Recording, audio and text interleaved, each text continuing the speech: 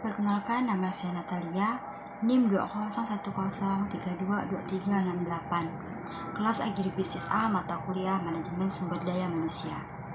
Di kesempatan kali ini saya akan menjelaskan materi mengenai manajemen sumber daya manusia. Salah satu aspek yang tidak kalah pentingnya untuk dikelola para kewirausahaan adalah sumber daya manusia yang dimilikinya.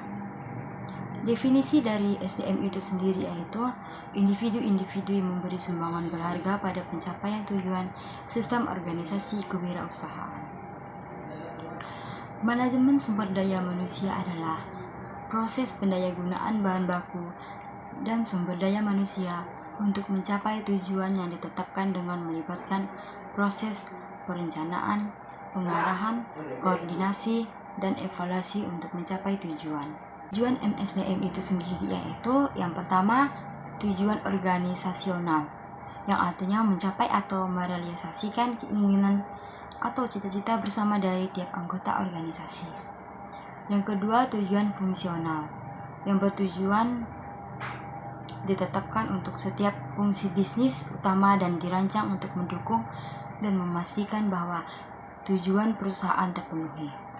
Yang ketiga, tujuan kemasyarakatan, tujuan untuk menjaga, memelihara, serta memperkuat persatuan dan kesatuan bangsa. Yang keempat, tujuan personal, yang bertujuan untuk membantu anggota atau karyawan untuk mencapai tujuan.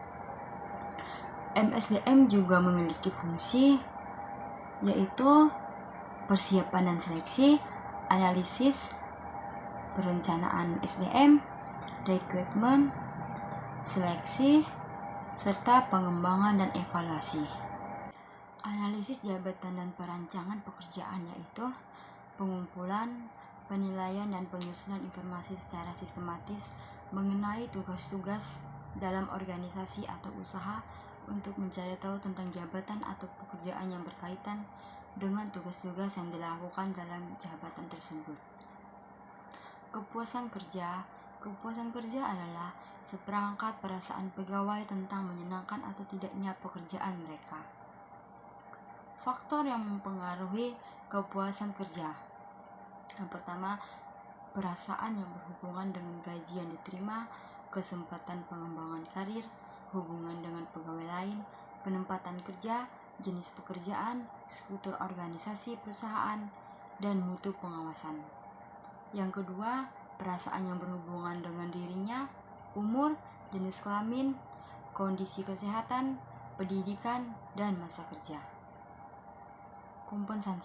Kompensasi yaitu semua pendapat yang berbentuk uang atau barang langsung atau tidak langsungnya yang diterima karyawan sebagai imbalan atas jasa yang diberikan kepada perusahaan. Tujuan dari kompensasi tersebut yaitu yang pertama, ikatan kerjasama, yang artinya secara formal karyawan harus mengerjakan pekerjaan dan pengusaha wajib membayar sesuai perjanjian yang disepakati.